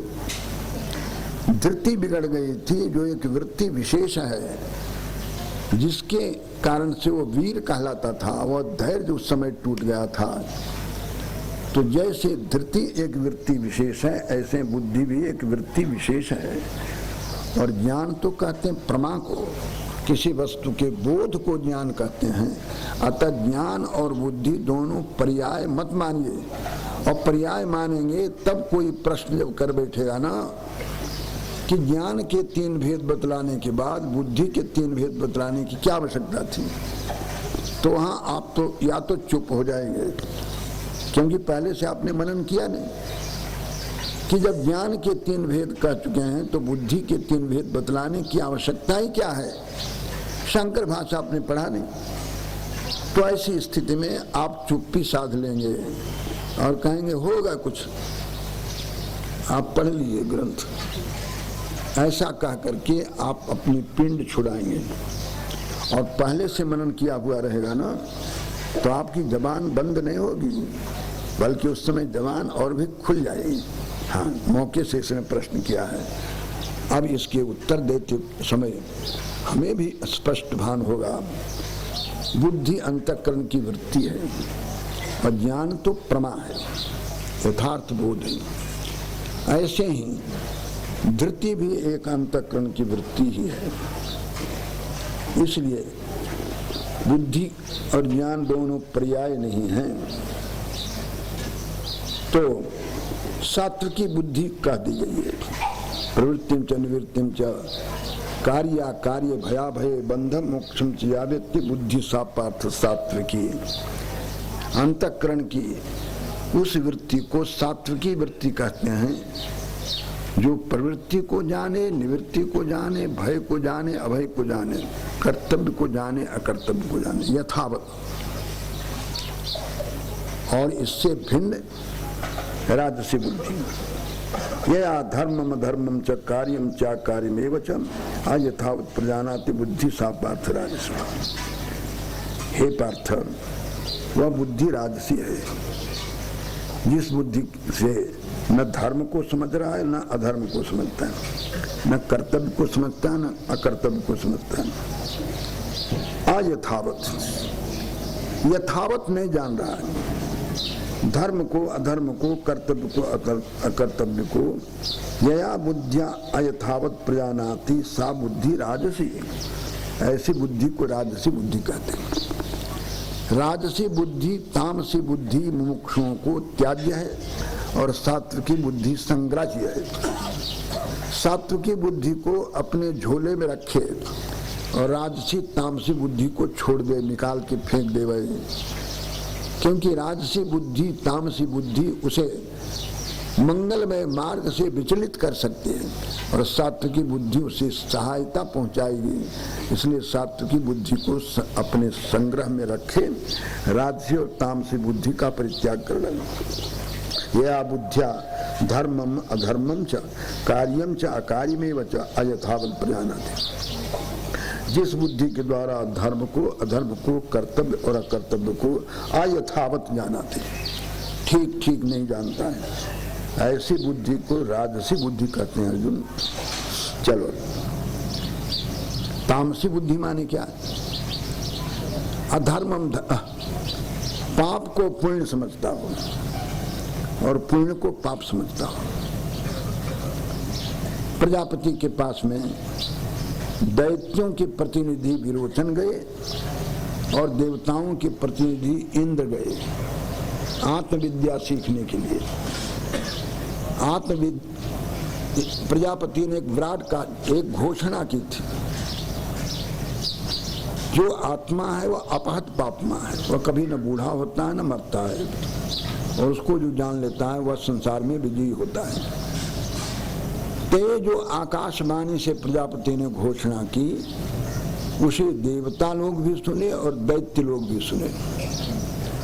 अब भीड़ लेकर के उनके पास जाना तो ठीक नहीं है, अनुमति भी नहीं देंगे आने की। इसलिए देवताओं ने अपना प्रतिनिधि इंद्र को भेजा और असुरों ने अपना प्रतिनिधि विरोचन को भेजा।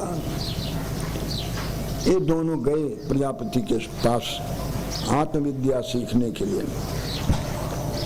प्रजापति ने पूछा कैसे आए, तो दोनों ने एक ही उत्तर दिया कि आपका वक्तव्य जो उस रोज हुआ था उसी बात को सुनकर के हम आत्मविद्या सीखने के लिए आए हैं।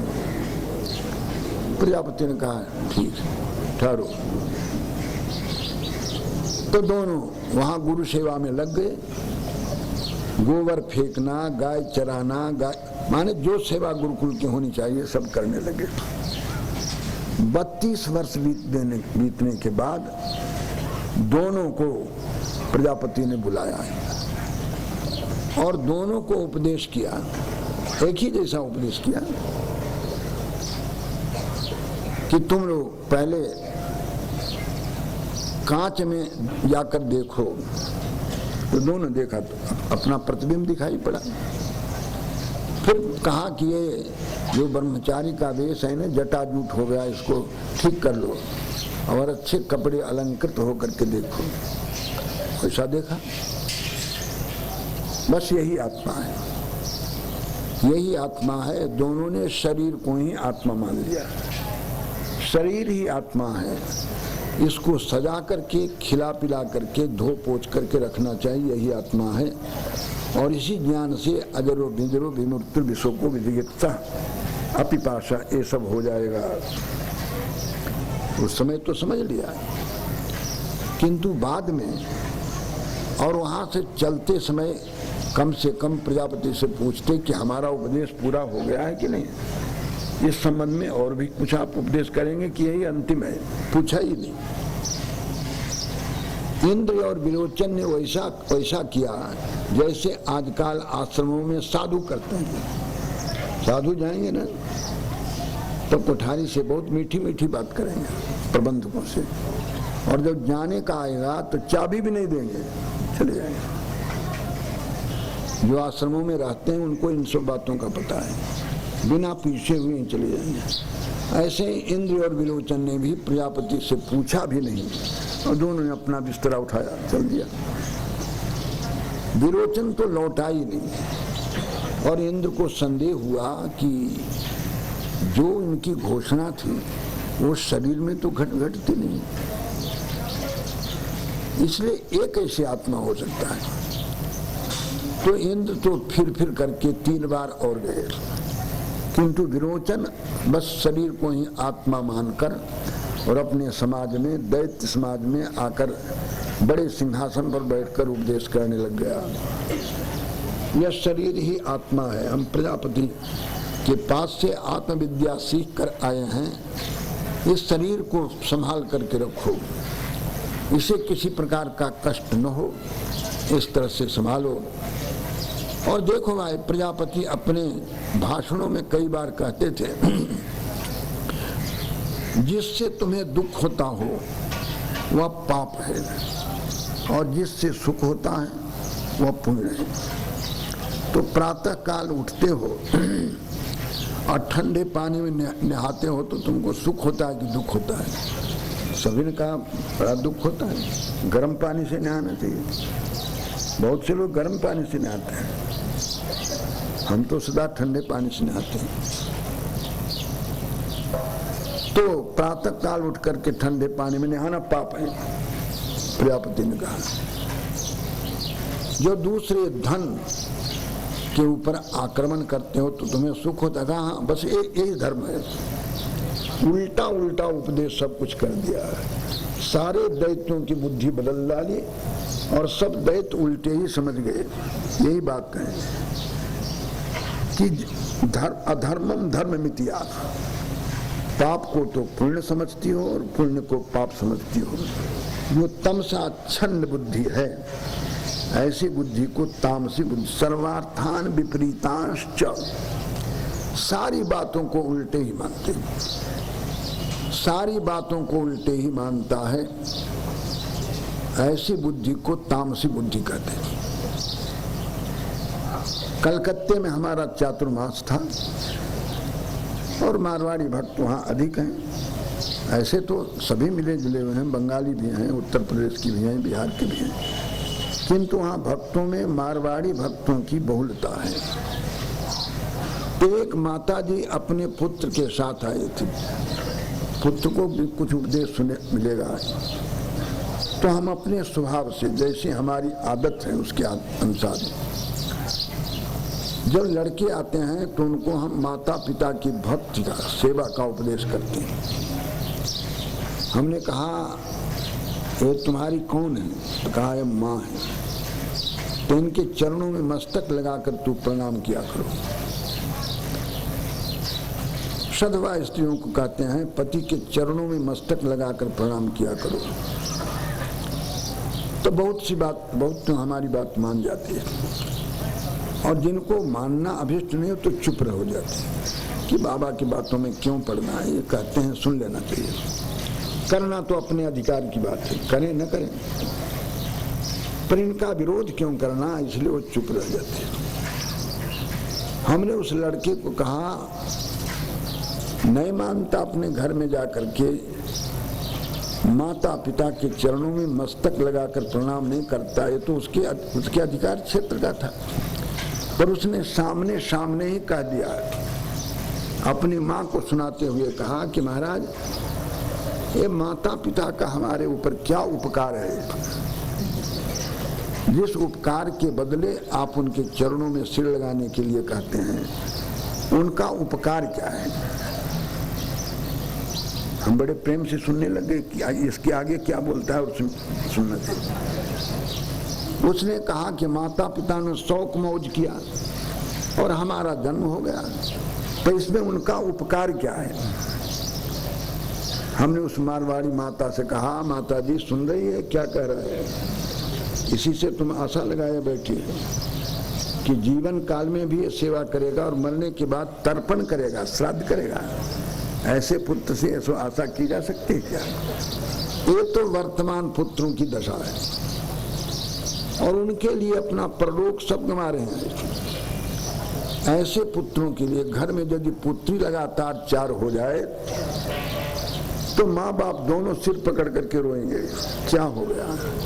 और लगातार 4 पुत्र हो जाए तो खुशी, पुत्र के आगमन से प्रसन्न होते हैं और पुत्री के आगमन से रोते हैं। न जाने पुत्र से क्या क्या आशा रखते हैं, पर वर्तमान पुत्र से ये सब आशा पूरी हो सकती है क्या, नहीं है। फिर भी भारतीय प्रजा को पुत्र के प्रति अधिक आसक्ति है, पुत्र की अपेक्षा पुत्र के प्रति आसक्ति है। अधर्म को धर्म समझता हो, तमसावृता बुद्धि, जो वृद्धि तम से अज्ञान से विपर्य से आवृत है, आच्छादित है, और इसीलिए सर्वार्थान विपरीतांश्च, सारी बातों को उल्टी ही समझती है, ऐसी बुद्धि को तामसी बुद्धि कहते हैं। कल्याणकामी व्यक्ति को सात्विकी बुद्धि का संग्रह करना चाहिए, राजसी और तामसी बुद्धि का परित्याग करना चाहिए। इस प्रसंग में जो कुछ कह रहे हैं उसका अंतिम तात्पर्य है। धैर्य भी 3 प्रकार के हैं, इनमें से धृत्याय आधारित मन प्राणेन्द्रिय क्रिया योगे ना व्यभिचारिण्या धृति सा पार्थ सात्विकी। हे प्रथापुत्र अर्जुन, सा धृति सात्विकी, वह धृति तो सात्विकी है जिस धैर्य के द्वारा प्राण मन और इंद्रियों के व्यापारों को धारण किए रखता है, ऐसी धृति को सात्विकी धृति कहते हैं। और वह योगेना अव्यभिचारिण्या, अव्यभिचारिणी धृति से बड़ी सावधानी के साथ सभी व्यापारों को, मनोव्यापार को, प्राण के व्यापार को और इंद्रिय के व्यापार को धारण किए रहता है साधक, ऐसी धृति को सात्विकी धृति कहते हैं। प्राण का भी व्यापार होता है, मन का भी व्यापार होता है, इंद्रियों का भी व्यापार होता है, और इन व्यापारों को आप देखते हैं, धारण भी करते रहते हैं। पर जो अव्यभिचारिणी धृति है, बड़ी सावधानी के साथ उस धैर्य से, उस धृति से जब प्राण की क्रिया, मन की क्रिया और इंद्रियों की क्रियाओं को आप धारण करते हैं, तो ऐसी धृति को सात्विकी धृति कहते हैं। आने सीधी साधी बात यह है, मोक्ष दिलाने वाली जो धृति है वो सात्विकी है। धर्म अर्थ काम को दिलाने वाली जो धृति है वह राजसी धृति है। मोक्ष को कहाँ से अर्थ आप करते हो, तो बात यह है कि आगे के श्लोक में धर्मार्थ कामान यया धृत्याधारयते, 4 पुरुषार्थ है ना, इन 4 पुरुषार्थों में से राजसी 3 पुरुषार्थ जिस धृति से धारण किए जाते हैं धर्म अर्थ काम, उसको कहेंगे राजसी धृति। तो अर्थ तब हो जाता है कि मोक्ष को दिलाने वाली जो धृति है वो सत्व की धृति है। परिशेषतः जब राजसी धृति का वर्णन करते हुए कहा है कि धर्मार्थ कामान, पुरुषार्थ चार हैं, धर्म अर्थ काम। शायद इन चारों पुरुषार्थों को आप समझ गए होंगे तो ठीक है, आप समझते होंगे, क्योंकि गीता अध्ययन करने वाले आप हैं और आपके बीच में ऐसी कथा सदा होती है। आप स्वयं भी ऐसी कथा करते होंगे। धर्म क्या है, अर्थ क्या है, काम क्या है, मोक्ष क्या है, इन चारों पुरुषार्थों को जरूर आप समझते होंगे। यदि नहीं समझेंगे तो श्रोता को कैसे बतलाएंगे? ये जनता जो आपकी बात सुनने के लिए आई हुई है वो कैसे समझेगी कि धर्म किसको कहते हैं, अर्थ किसको कहते हैं, काम किसको कहते हैं, मोक्ष किसको कहते हैं? ये चारों पुरुषार्थों का विश्लेषण आप जरूर करते होंगे। फिर भी मैं कह देना चाहता हूँ, सुन लीजिए। धर्म कहते हैं जो शास्त्र विहित हो, वेद प्रतिपाद्य प्रयोजनवद अर्थो धर्म। जिस क्रियाकलाप का समर्थन विधान वेद ने किया है और वेदानुसारी धर्मशास्त्र ने किया है, गीता ने किया है, मनुष्य के उस क्रियाकलाप को धर्म कहते हैं। यह धर्म भी काल पाकर के नष्ट हो जाएगा अपना फल दे करके।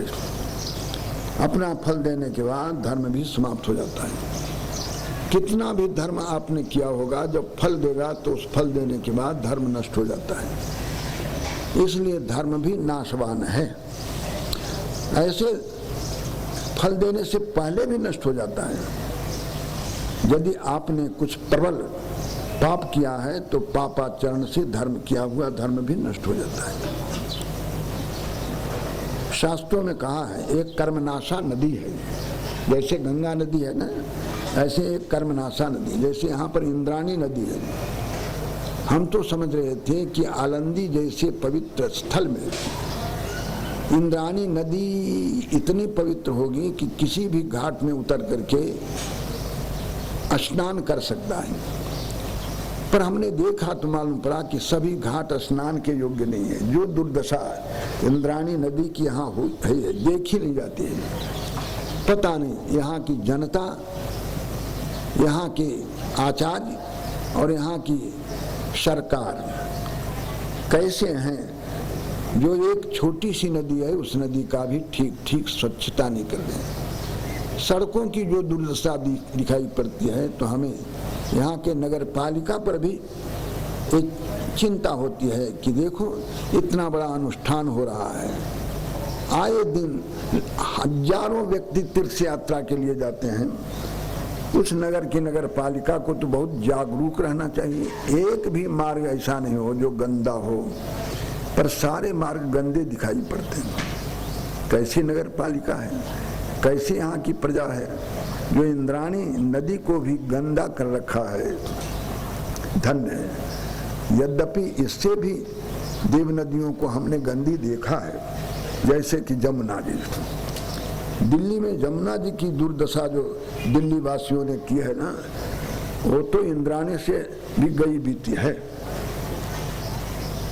यमुना के सारे जल तो पी गए दिल्ली वाले, और दिल्ली वालों ने जो जल छोड़ा है वो जल आगे यमुना में जाता है। वृंदावन, मथुरा, आगरा वो शुद्ध गटर का पानी है। आपको जानना हो तो जरा वहां पहुंच कर भी आप देख लीजिएगा। और यमुना जी के सारा जल पी गए तब भी पूरा नहीं पड़ा। दिल्ली वालों को उससे भी पूरा काम नहीं पड़ा, तो अलग से गंगा जी जल भी दिया गया, कुएं का भी जल निकाल करके पिया गया। पर ये तो ऐसी आबादी यहाँ के नहीं है ना, करोड़ तो लोग यहाँ है नहीं, हजार ही कुछ हजार होंगे, लाख भी नहीं है। ऐसी हालत में इंद्राणी नदी को स्वच्छ होना चाहिए। शायद हमारी आवाज यहाँ के नगर पालिका तक पहुँचे यहाँ के अच्छे गणमान्य लोगों के कानों तक पहुँचे और अपनी भूल का ये सुधार कर लें तो हम समझेंगे बहुत अच्छा है, उनको धन्यवाद देंगे। नहीं तो हमारा ये आक्रोश बना ही रहेगा कि यहाँ के शासक लोगों ने इंद्राणी नदी की बड़ी बुरी दशा कर रखी है। सावधान,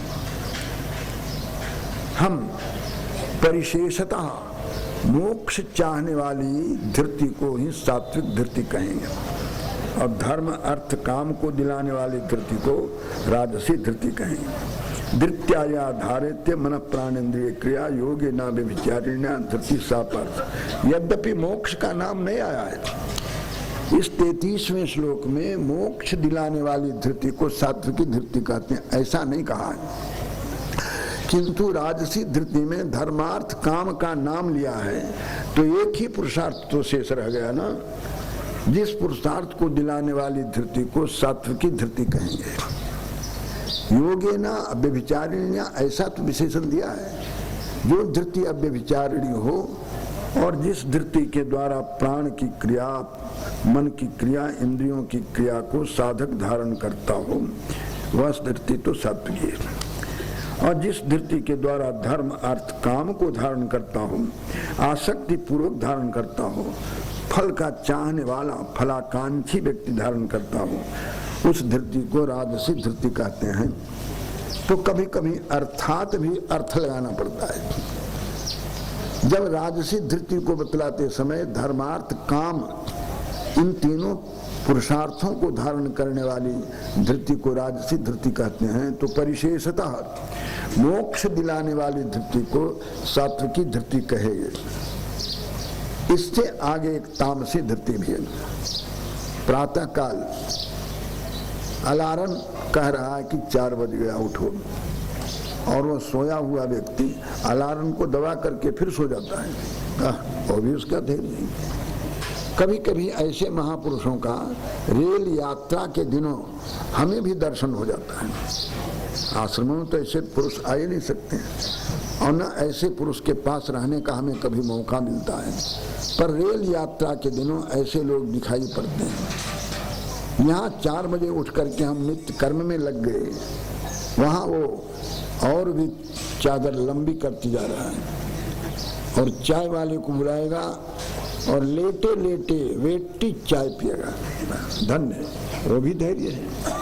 हमें तो उतना धैर्य नहीं है। उतना धैर्य कि बिना मुख धोए हुए, बिना कुल्ला किए हुए, बिना दातुन किए हुए चाय पी लें, उसकी धैर्य की प्रशंसा है। वाह, वो भी एक धैर्य है। यया स्वप्नम भयम शोकम विषादम मदमेव च न विमुंचित दुर्निधा धृति सा पार्थ तामसी। दुर्निधा गाली देते हैं जिसकी बुद्धि जिसकी धृति ऐसा व्यक्ति जो स्वप्न भय शोक और विषाद एवं मद को भी नहीं छोड़ पाता, ऐसे दुष्ट बुद्धि दुर्मेधा धृति तामसी धृति मानी जाती है। उस धृति को तामसी धृति कहते हैं जिस धैर्य से स्वप्न को भी नहीं छोड़ता, भय को भी नहीं छोड़ता, शोक को भी नहीं छोड़ता, विषाद और न विमुंचित दुर्मेधा धृति। दुष्ट बुद्धि वाली धृति वह तामसी कही जाती है, जो स्वप्न को भी न छोड़े, भय को भी न छोड़े, शोक को भी न छोड़े, विषाद और मद को भी न छोड़े, इन सब को पकड़े रखे। जानते हैं महाराज ये बुरा है, किंतु बस हो गया। 1000 उनको समझाओ, आपकी बात का, आपके उपदेश का प्रतिकार नहीं करेंगे। वो कह देंगे आप ठीक कहते हैं, किंतु महाराज आप जब गृहस्थी में होते तो आपको पता लगता कि क्या हमारी दशा है।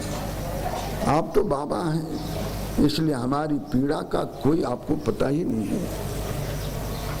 हमारे जैसे आप होते तब आपको पता लगता है। तो जिस धैर्य से स्वप्न को, भय को, शोक को, विषाद को और मद को भी न विमुंचती, कौन?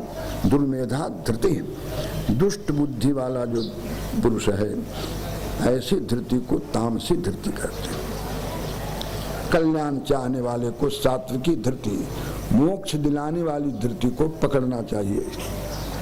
और बंधन देने वाली, नरकादि यातना दिलाने वाली जो धृति है, उस धृति का त्याग करना चाहिए। इसी अभिप्राय से तीन प्रकार के ये तो हो गया। पर इसका परिणाम जो सुख है, उस सुख के संबंध में भी सुनना चाहिए, पर उसका विचार अभी हम नहीं करेंगे। उसका विचार हम फिर 3 बजे हम और आप मिलेंगे, तब आगे के ग्रंथों पर विचार करेंगे। इस समय तो हो गया है, समय अधिक हो गया है, विलम्ब से प्रारंभ किया था, विलम्ब से समापन कर रहे हैं, यहीं पर इसको छोड़ते हैं। ओम पूर्णमद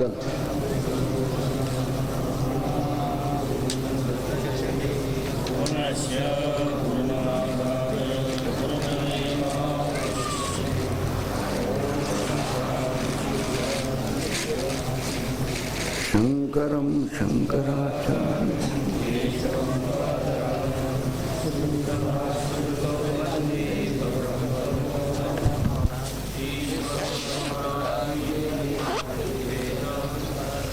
Yo